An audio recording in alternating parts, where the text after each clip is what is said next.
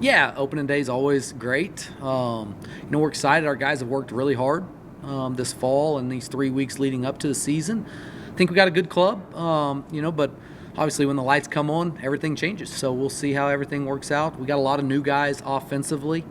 So that is going to be a little bit different. I mean, with losing guys like Adam Becker, Ryan Johnson, Will Finning, Eddie Savoy, we lose a lot of offense. But with that brings in a lot of new guys that we feel like are really talented, and we can do a lot more things we feel like this year offensively. So hopefully we can win some of those one-run games. That's something that we've worked a lot on this year.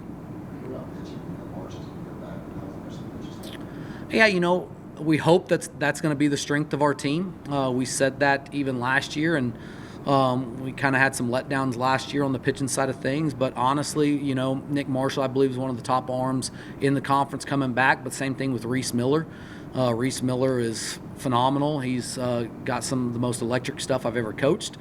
But then we've got a lot of depth coming back, and then we've signed a lot of guys that we really like. We feel like we're deep on the mound with a little bit more velocity than we've had the last couple of years. But at the end of the day, until the lights come on, you don't know what you're going to get out of those guys. And, it's tough in the Lone Star Athletic Conference playing 4-game series every weekend, and you've got to have a lot of pitching. And we hope that we're back to where we were a few years ago, where pitching and defense is our strength. And, we'll play a lot of one-run games and hopefully win those games. You expect a lot from those underclassmen, but the young guys, kind of the newer guys that are coming on this team that you're impressed with right now? Yeah, listen, we've got a couple freshmen that are really good. We are very deep. It has been, I'll be honest, it's been hard to even give uniforms right now. I mean, we still have not even given uniforms out. This is the latest it's ever been, just because, I think we've got 20-something arms that are fighting for 14 spots. And honestly, 1 through about 18 on the mound are really good. And there are some guys that are not going to get uniforms that we expect to be pretty good. And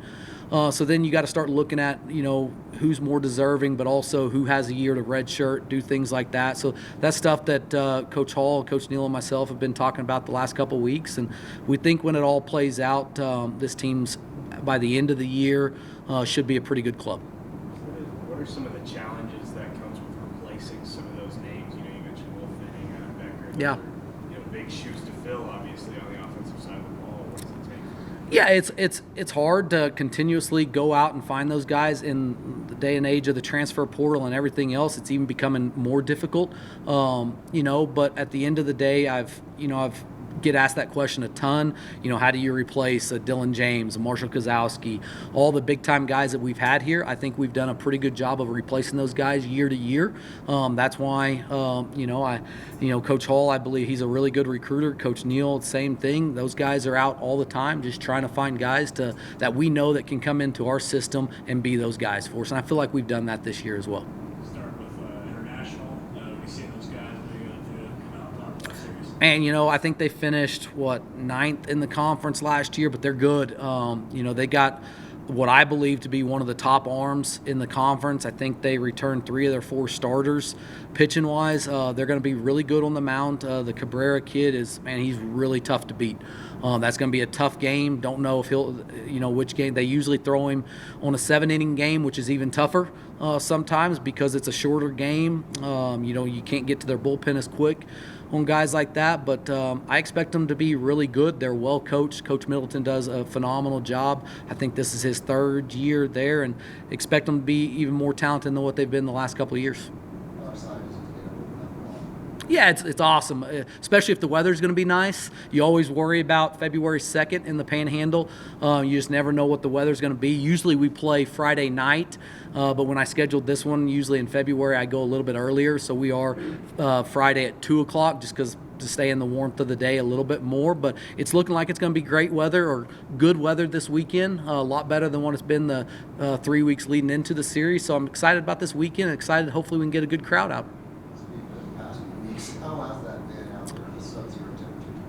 Challenging, definitely challenging. Something, honestly, usually we get pretty good weather these first 3 weeks leading into the season. This year we have not gotten that weather, so it is definitely on the pitching side of things, challenging. We have played or inter-squatted in some weather that I would have liked to not been out there in. But at the end of the day, it's, do you see live at bats or do you go into the indoor? Obviously, we've got great facilities here, a great indoor facility, a great field turf field, so we're able to manage the weather a little bit more. But it is definitely challenging this year.